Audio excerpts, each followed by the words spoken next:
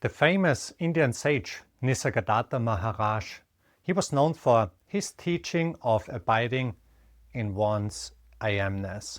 In this video, I want to explain what he probably meant by that and also how it solves one of the most difficult problems we face in our spiritual practice, which is to simply allow everything to be just as it is. In my last video, I was talking about letting go and how the force that tries to let go of something is also the force that's holding on to it. So whenever we try to let go of something, whenever we force ourselves to accept something, it doesn't usually go well, since this very force is responsible for us holding on to it in the very first place. This can lead us meditating and being torn between wanting to let go, wanting to accept, and not being able to do that. I think most people, especially if you are stuck at the mindfulness level, are facing this issue. They think they can get enlightened if they purify themselves enough, if they are able to let go of everything. But actually, they are just wrestling with their thoughts in their mind. And since they usually are not successful with it, they get frustrated and stuck at this very level. Mindfulness just means watching objects appear and disappear. It's only focusing on the object coming and going. It's necessary for meditation to have enough concentration and focus to become aware of the object that's appearing in front of you. But if we stay at that level, we just watch an infinite number of objects appear and disappear. It's never ending. So whenever we achieve some kind of peace doing mindfulness meditation, it will come to an end for sure, since this peace is only relative, only coming and going. So everything we think we achieved during meditation, doing mindfulness practice, will definitely come to an end. Being stuck at this level or staying at this level of practice does not lead us to know who we really are. And this is where we have to put our awareness. Instead of staying focused on the objects, thoughts, feelings, emotions, and perceptions that appear and disappear within us at any moment, we turn our awareness around. We turn our awareness from the object to ourselves. And this is where the teaching of Nisargadatta Maharaj can be applied. I won't go too much into who he was or what he did. So if you are interested, just Google him or buy his book, I Am That. But I really want to focus on his basic teaching here. When he was about 30 years old, he met his guru, and the guru told him to abide in the I amness. Nisargadatta followed his teaching. He did it whenever he could, and he became enlightened after only 3 years of doing this practice. So before I go into the practice itself, I just wanted to mention another thing that was really important to him, which is earnestness or sincerity. He said that it all depends on our earnestness, our sincerity to practice. So when we just sit around and daydream during our meditation practice, we can do that forever and it will not get us anywhere. I mean, it gets us somewhere, but only further into illusion. So it's very important to have a sincere mind and to practice with earnestness. Otherwise, the practice itself or meditation will only be a waste of time. So if we are sincere, we may be able to advance on our spiritual paths very quickly, as it was the case with Nisargadatta Maharaj. Alright, so let's go into this practice. Actually, it's quite simple. You just abide in your sense of I amness. This was his main teaching, and he expressed it in different ways, but he always pointed to this simple practice. So what we do during meditation or even during our daily lives is that we practice turning our attention towards our felt sense of I amness.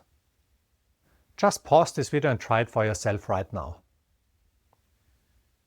So what does this even mean? Sensing into our I amness. Rather than forcing yourself to achieve a certain state or to find this I amness with 100% certainty, rather sense into it. It's more about being completely open, being completely available, and just looking or sensing into it. It's not about making a definite statement about this I amness, about finding it and claiming it. This is our relative mind trying to achieve something and being disappointed if it doesn't achieve that. So with this practice, however, we sense into it, we feel into it. We openly and curiously, we dive into this felt sense of I am, of presence, of just being here. Imagine when you wake up from being asleep, you immediately know that you are. You don't need any thoughts for it, you don't need any emotion for it, you just intuitively sense that you are, that you exist. So, what is this feeling? What tells you that you are right now, that you exist? It's as if you are walking into a room. When you walk into it, you immediately recognize if it's light or dark in the room, if the light is on or off. You don't have to produce a thought that goes like, I opened the door and there is black. Black means there is no light, so it has to be dark. No, it's a sudden recognition of there being light or not. So then, as you see that there is light in the room, which means you intuitively sense into this I amness, you can look at where the light comes from. So with the room analogy, as you walk in, you may only look at the wall or an object, but you can clearly see that the room is lit, since the light is reflected everywhere. And now you're trying to look at the source of the light. You just try to trace it back, where it really comes from. It's just a subtle feeling that's there, just making us aware that we are, and we go back to it again and again and again. So when you meditate, or even when you just go through your daily life, you return your focus to your sense of I amness. And as I said earlier, earnestness is really important here. If one is earnest, it doesn't matter whether you sit on a cushion or you go through your daily life, because you can always practice it. Sure, thoughts will come up and they will interrupt you. You might get sucked into a fantasy or overwhelmed by feelings. But once we wake up from that, once we see that we have been tied up in a story, in a fantasy, we just return our focus to the felt sense of I am. We don't have to resolve the thoughts or inner conflicts that come up. We don't even have to heal the feelings that come up. We just see them, we recognize them, we acknowledge them, and we then shift our focus back to I amness. Remember what I discussed in my last video, where I referred to a quote from Adyashanti, where he said that the very thing that wants to let go is also the very thing that's holding on. So instead of struggling with letting go or with letting go of the holding on, we really just let it be. Whatever comes up, we see it, we acknowledge it, but we don't interfere. we just go back to our I amness. And if you do that earnestly, if you really practice this, you will notice that your sense of presence, your I amness, your center will grow. It will become stronger, you will be more rooted in this presence, and the very things that used to disturb you or distract you, they will become weaker. Imagine your I amness as a sun radiating into all directions, and the thoughts and feelings as clouds appearing around it, in front of it, before this sun. So once the sun grows big enough and strong enough, the clouds just evaporate. But we don't do that. We don't try to achieve that. That's not the goal. We just practice going back to our I amness. The other stuff I just mentioned is just a nice side effect.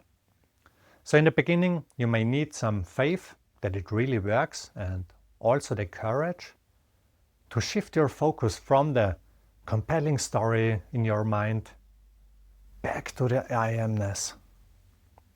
But once you practice that earnestly, it will get easier and easier until you will become more rooted in your sense of I amness. So that's pretty much it. It's a very simple practice and also a very effective one. Remember, Nisargadatta got enlightened doing this for only 3 years. But he practiced it with utmost earnestness. So this is the deciding factor. Also, just to throw in some teaching concepts about it, this presence, this sense of I amness, this is not the end of it. So this I amness can be compared to the first thing coming into being, just existence. It's called in Advaita the Brahman Saguna or Ishvara. It symbolizes the manifest God, the first principle, the seed of consciousness. However, according to the scriptures and according to fully realized masters, this is not the end of it. This I amness will also vanish, leaving only what is, which can't be talked about. So don't get stuck with the idea that this I amness is the absolute truth. You don't have to figure it out or think about it. Your practice is just to return to your sense of I amness, and to do that again and again and again. That's it. So if this resonates with you, I invite you to practice it, and please let me know in the comments about your experiences, your thoughts, your questions. But it would be better if you just practice going back to your I amness instead of wasting your time on YouTube. I wish you all the best. Your friend of the way. Bye.